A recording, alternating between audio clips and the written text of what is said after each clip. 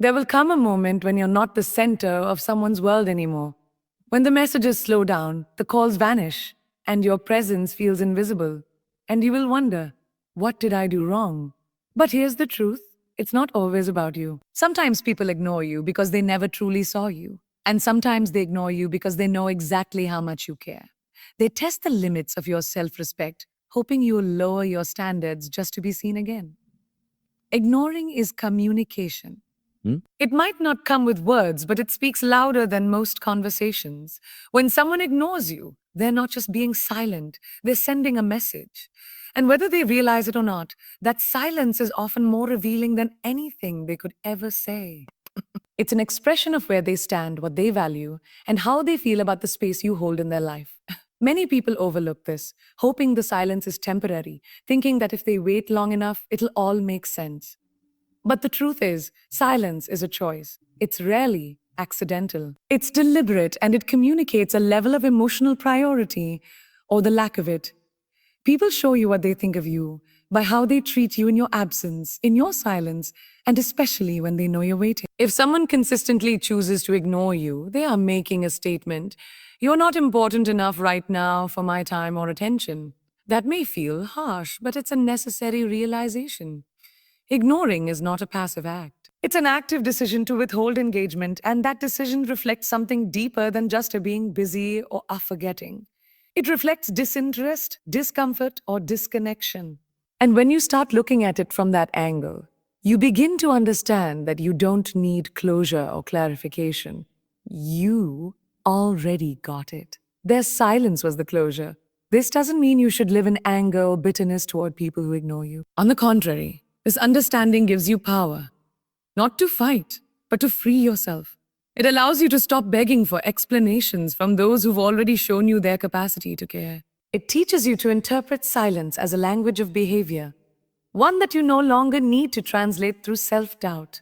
Because when someone chooses to ignore you, it is often more about them than it is about you. It might be their inability to handle difficult emotions, their fear of confrontation, or simply their lack of emotional maturity. But no matter the reason, it still communicates where they are and where you don't need to stay. Ignoring can also be used as a manipulation tactic.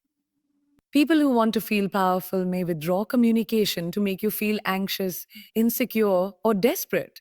This type of behavior is toxic and it thrives on your emotional reaction. When you allow someone's silence to disturb your peace, you give them control. But when you acknowledge the silence for what it is, a message, you reclaim your power. You begin to see that your worth is not determined by someone's willingness to reply. It is measured by how you respond when they don't. Every time someone ignores you, you are given a choice. Do you chase their attention or do you choose your dignity? One leads to confusion, the other to clarity. One leads to self abandonment, the other to self respect. And once you start to value your energy, you'll stop explaining your worth to people who can't hear you, and you'll stop knocking on doors that only open when it's convenient for them. Because your peace, your presence, and your heart are not to be put on pause for someone who can't even press play on a conversation. Ignoring is not absence, it is presence in disguise. It's a form of expression. And the moment you learn to read that expression without personalizing it, you grow. You mature. You stop needing answers from people who've already told you everything with their silence. Self worth isn't external. It doesn't come from compliments, approval, or how many people pay attention to you. It's not built on someone's affection, validation, or acknowledgement. Real self worth comes from within, quiet, steady, and independent of the shifting opinions of the outside world. Yet many people go through life constantly trying to prove themselves, waiting for someone to say, "You're enougher," before they believe it. That's the trap. Because when your self worth is placed in the hands of others, it becomes fragile. It rises and falls based on their mood, their attention, their decisions. And that kind of worth will never feel secure. People are often taught to measure their value by how much they are wanted, noticed, or needed. So they start performing, overgiving, over explaining, and overcompensating just to feel worthy of love or belonging. But chasing approval only distances you from yourself. You begin to shape your identity around what others expect instead of who you truly are. And when the attention fades, when the praise stops, when the messages go unanswered, You feel empty, not because you are, but because you gave away the responsibility of seeing your own value. When you internalize your self worth, everything changes. You stop trying to convince people to choose you. On Deepita, you stop lowering your standards just to fit into someone else's limited perception. You no longer tolerate disrespect disguised as love or inconsistency disguised as busy. You begin to realize that being chosen by others is not the same as being valued by yourself. And that realization shifts your entire perspective. Because now you're not looking for someone to complete you, you're building a life that reflects your completeness. This doesn't mean you won't want love, connection, or community. It means those things will no longer define you. They will enhance your life, not validate it. You'll stop begging for bare minimums and start expecting alignment. You won't chase attention, you'll attract authenticity. And the people who recognize your worth won't need to be reminded of it because they'll see what you see. Someone who knows who they are, even when no one is looking. There's a strength that comes from knowing you are enough, even when you're overlooked. There's a power in standing tall in your truth, even when others don't acknowledge it. And there's a deep peace that grows when you no longer search the world for something that was always within you. You stop auditioning for roles in people's lives where your part is only appreciated when they need something. You stop shrinking to be loved and start expanding to be real. You can tell how much you value yourself by what you accept. Do you tolerate silence when you deserve clarity? Do you allow confusion where there should be commitment? Do you lower your voice to make others feel comfortable while silencing your own needs? These aren't just choices, they're reflections of what you believe about yourself. And when your self worth is internal, those choices start to change. You begin to say no, not out of fear, but out of deep self respect. You let go of people who treat you like an option, not because you're bitter, but because you finally realize you were never meant to settle. You are not a project to be fixed. You are not a reflection of someone else's ability to love properly. You are not less just because someone failed to see you more. The day you stop asking people to validate your worth is the day you step into your real power.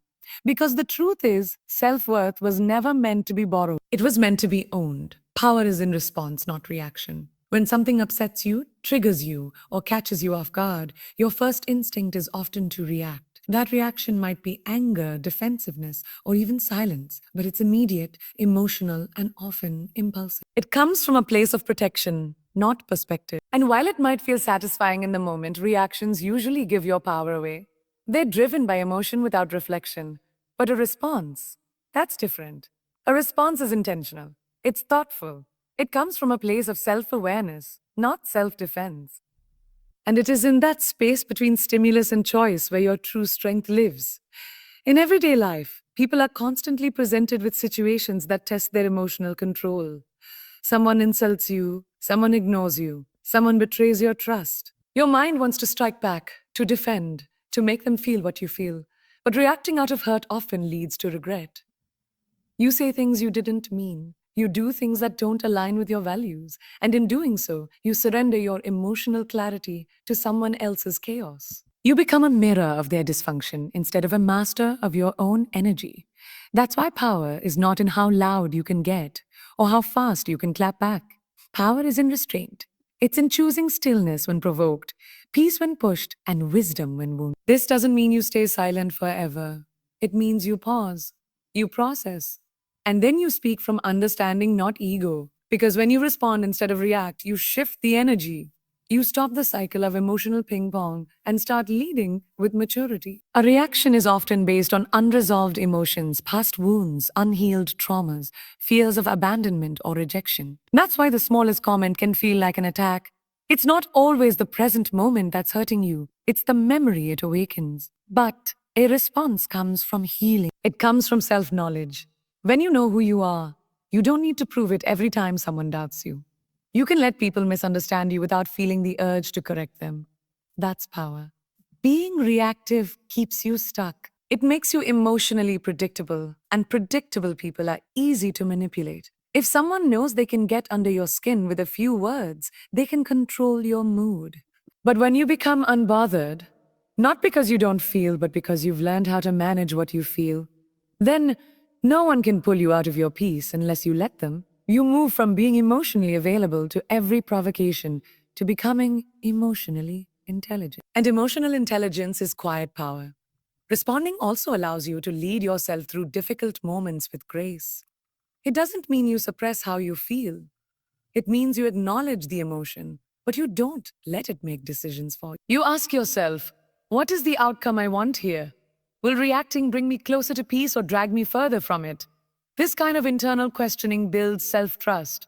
And the more you trust yourself to handle things with calm clarity, the more empowered you feel in any environment. There's a difference between being reactive and being real. Realness doesn't require a scene, it doesn't demand revenge. It stands tall in silence if needed, and it speaks only when necessary. A calm mind is not a weak one. It's a focused. It's a mind that knows how to rise above noise, not sink into it. That's where transformation begins. When you no longer let the outside world dictate your inner world. When you become so anchored in who you are that nothing can shake you. That's the kind of power no reaction can ever match. It's not always about you. One of the most freeing things you'll ever realize is that not every mood, action, or silence from another person is a reflection of you. People are carrying silent battles you'll never see. They are processing pain they don't talk about, reliving memories they haven't healed from, and facing fears that have nothing to do with you. But if you're not careful, you'll make their distance personal. You'll internalize their coldness as rejection, their silence as punishment, their distraction as disinterest. And when you do that, you give your peace away to things that were never yours to carry. We live in a world that often teaches us to take everything personally. Someone doesn't call back. You must have done something wrong. Someone's energy shifts. You assume they're mad at you. But here's the truth. Most of what people do or don't do is about where they are in their own story. They may be emotionally exhausted, mentally overwhelmed, or simply disconnected from themselves. And their behavior is more of a reflection of that internal chaos than it is a verdict on your worth. When you constantly take things personally, you start to live in a state of overthinking. You replay conversations, read between lines that aren't there, and create stories in your head based on assumptions rather than facts. This mental noise keeps you stuck. It makes you question your value, your relationships, and your stability. But the moment you remind yourself that people are allowed to have bad days, off moods, or personal struggles that don't revolve around you, you release yourself from emotional prison. You don't need to fix everything. You don't need to chase explanations or solve everyone's silence. Sometimes people don't respond because they're processing. Sometimes they distance themselves not out of resentment, but out of emotional self protection. And sometimes people can't give what they've never learned how to receive. That doesn't make you unlovable or wrong. It just means they're in a space you can't reach or heal. This awareness doesn't make you cold or disconnected. It makes you emotionally mature. It teaches you to pause before you absorb someone else's behavior as a statement about you. It allows you to offer compassion without losing your boundaries. And most importantly, it helps you stay anchored in your truth while others navigate their storms. You also learn not to react with insecurity every time someone pulls away. You stop asking, "Oh, what did I do?" and start understanding, maybe it's not about me.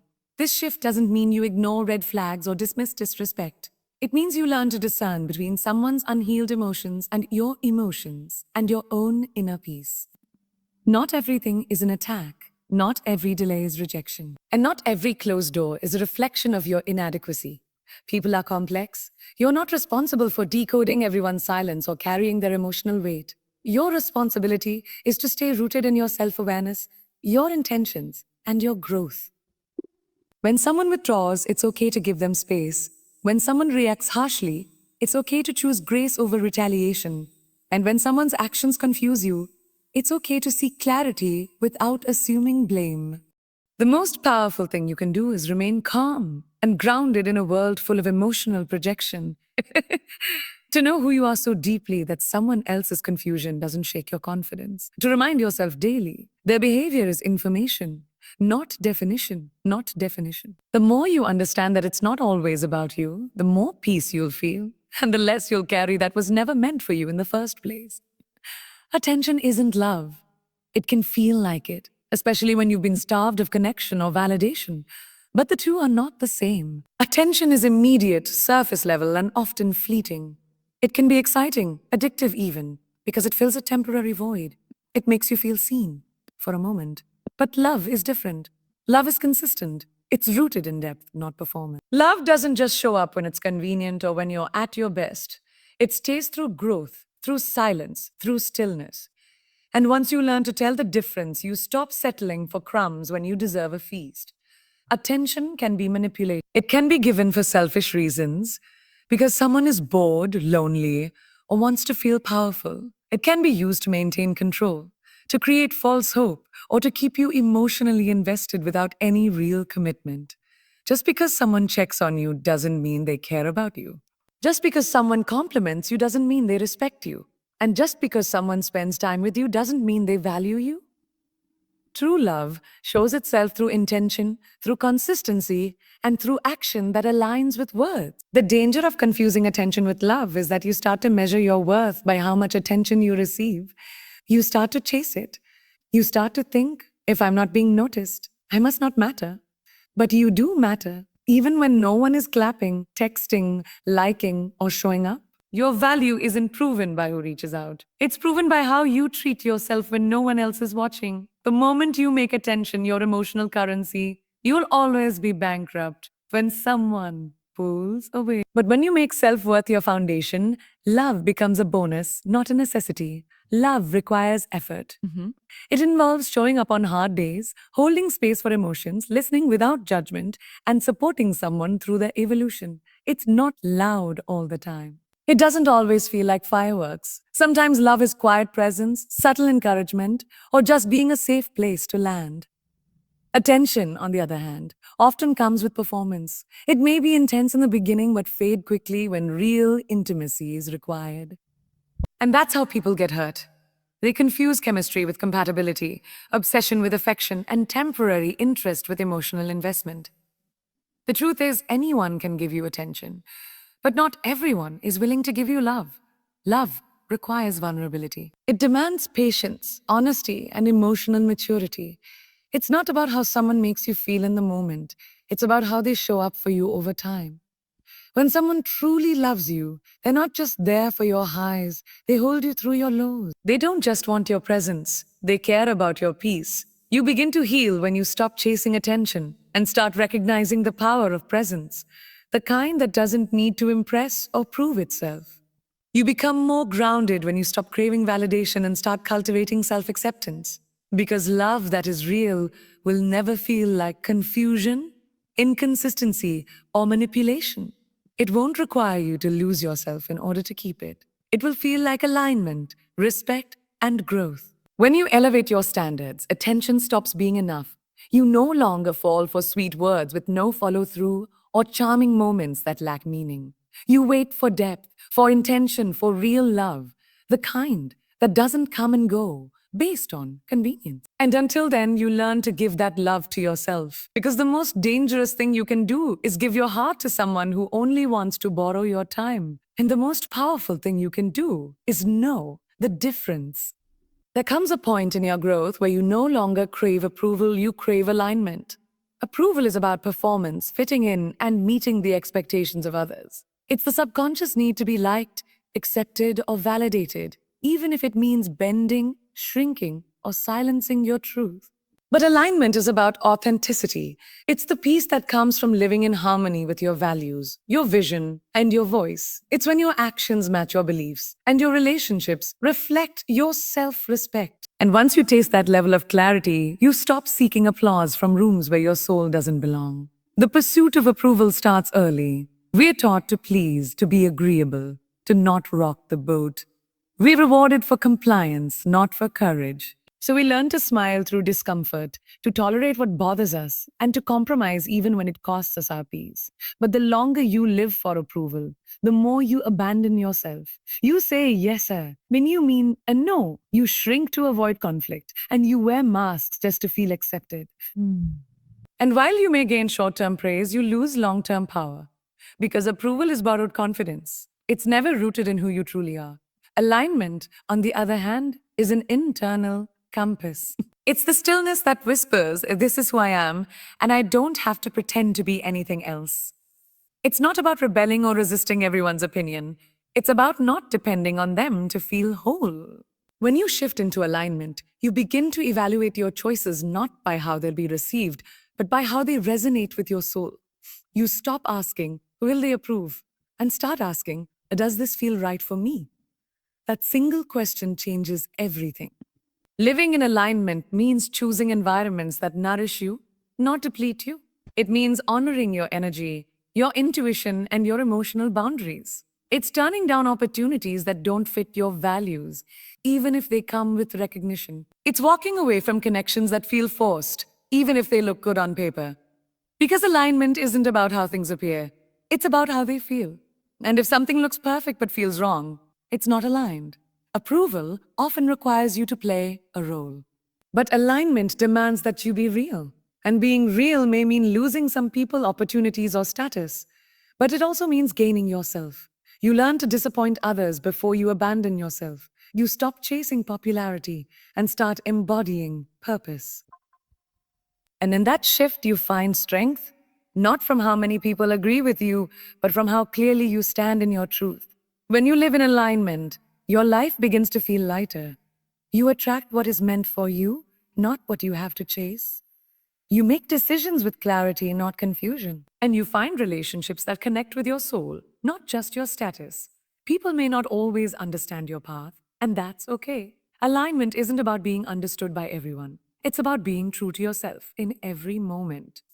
The deeper you grow, the more you'll be tested. People will question your choices, your boundaries, your shifts. But growth isn't about explanation. It's about elevation.